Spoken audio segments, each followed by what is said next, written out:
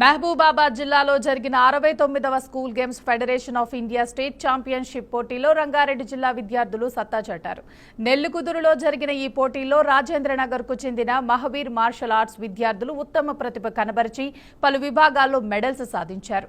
60 కేజీల అండర్ 17 విభాగంలో గోరిగ Srikanth gold medal, 48 కేజీల అండర్ 19 విభాగంలో భరత్ గోల్డ్ మెడల్ సాధించి శ్రీనగర్లో జరగనున్న నేషనల్ ఛాంపియన్స్ కి సెలెక్ట్ అయ్యారు.